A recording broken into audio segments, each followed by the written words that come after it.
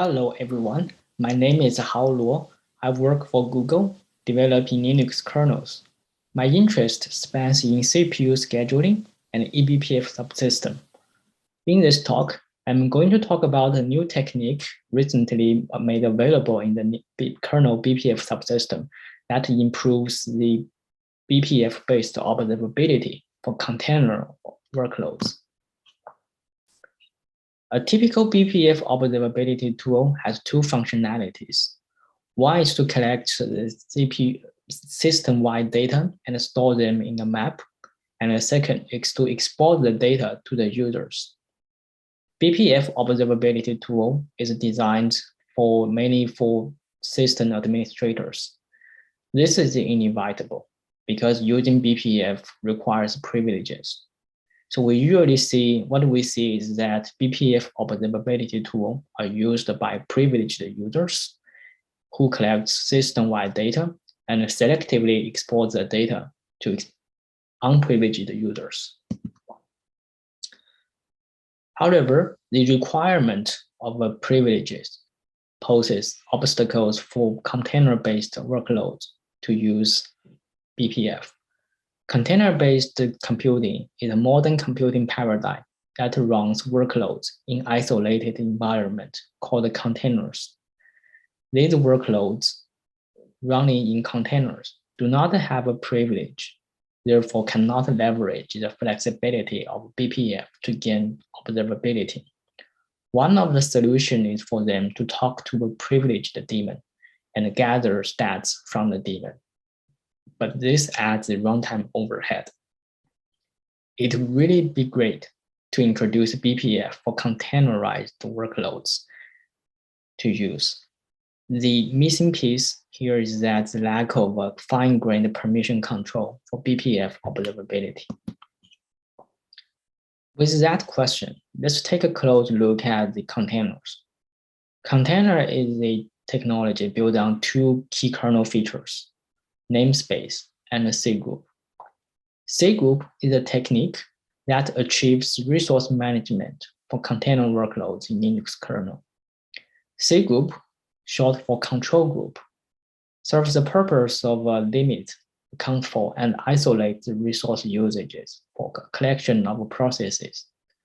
In order to achieve hierarchical resource management, cgroups are organized in a hierarchical manner, specifically in a tree. It would be great to use BPF for cgroup-based resource control and accounting. In fact, there are already recent developments that uses BPF for resource control in networking. What I'm going to talk about today is the other direction, that is using BPF for cgroup-based observability.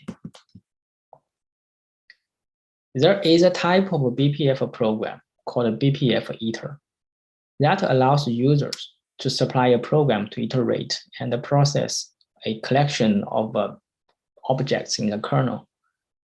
There have many types of objects that can be iterated using BPF Iter. Using BPF Iter, one can iterate through kernel symbols, or iterate through existing tasks in the system, or iterating sockets in the system, etc. And the users can customize the processing logic for each object encountered during the iteration.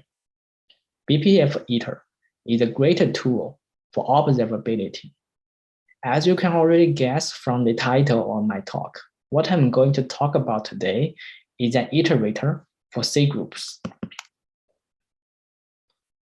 Cgroup Iter iterates a cgroup subtree and allows users to supply a program to process the cgroups in that subtree. The cgroup Iter program defines what data to export to user space and in what format. Cgroup Iter is often paired with another BPF program whose job is to collect data and store data in the map. This program can be a tracing program, but not necessarily. It doesn't have to, it's not limited to tracing. Cgroup Iter's job is just for controlling data exportation and organizes the data based on cgroups. I put a small example here to demonstrate the Cgroup Iter. In this example, I'm assuming in this example, we have a Cgroup Iter program. You can see that we assume that there are already some data stored in a map, stats map here. And what the Cgroup Iter program does is to get the data out of the map and then print the data to the user. What I want to clarify here is that Cgroup Iter is not only limited to data exportation. It could also be used for any type of Cgroup-based processing. After loaded into the kernel, a Cgroup Iter program needs to attach to a Cgroup. That Cgroup is the beginning of the iteration. The Cgroup can be specified using a file descriptor or a Cgroup ID. Using file descriptor allows Cgroup Iter to be used for Cgroup v1, but Cgroup ID works for Cgroup v2. So Cgroup Iter is compatible with both Cgroup v1 and v2. Usually, we will have a control plane that loads and attaches the BPF programs. During attaching, the control plane needs to specify the order of the iteration as the parameter for the attachment for Cgroup Iter. Currently, there are 4 orders to be supported, and one can choose from for iteration: pre-order, post-order, and target Cgroup only, and working up the ancestors. The pre-order and the post-orders are used for iterating descendants. Using pre-order, one can implement propagating commands down from the root to descendant Cgroups. Using post-order, one can implement aggregate data from descendant Cgroups. The third mode, target Cgroup only or self-only, asks the Cgroup iterator to process only one Cgroup, that is, the target Cgroup. And in this case, the Cgroup Iter degenerates into a trivial form that is only processing a single Cgroup. Cgroup Iter can also work up ancestors. When working up ancestors, it provides a safety guarantee that the working will not escape the reader's namespace, so that the Cgroups outside the namespace won't be visible by the readers in the container. When attaching a Cgroup Iter program, a BPF link will be generated. A BPF link is a kernel object, much like a BPF map or BPF program. One can ping the map in BPF file system, and this will create a file in the file system. The pinged link could be read. Upon read, the Cgroup Iter program will be triggered and prints out the content based on what the program indicates. Reading the stats as a file is pretty powerful. It has basically 2 implications. First, the file could be served as a flexible BPF-based extension to the Cgroup file system.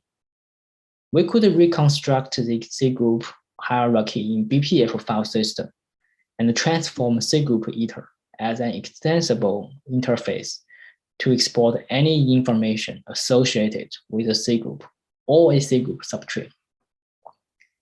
Second, we could rely on the file system's permission model to control the permission for accessing the data exported by Cgroup Iter.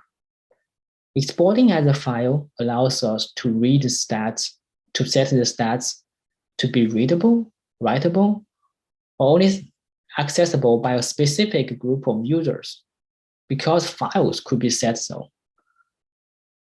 The file interface is a more fine-grained model than the BPF map read syscall interface. With Cgroup Iter, we can now safely allow workloads running in the containers to read the container stats without the help of a privileged daemon. That's the end goal of Cgroup Iter. I call this container-oriented observability. The following steps can be performed by a control plan to give observability to workloads in the containers. The control plan first needs to prepare BPF programs by loading them into the kernel.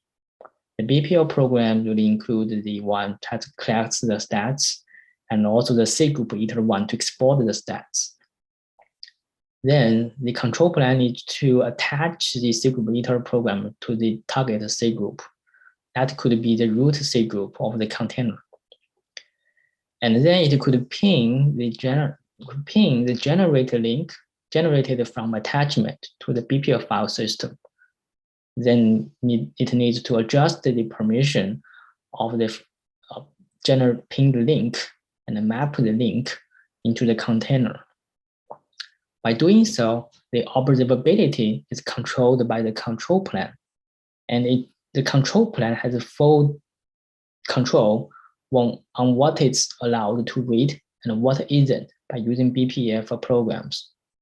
Processes inside the container won't be able to read the cgroups outside its namespace, as this is restricted by the kernel. There are several advantages of using cgroup iters. The first one is that it achieves daemonness. The control plan does not need to be involved when the workload could read the stats, because the stats could be exported as files.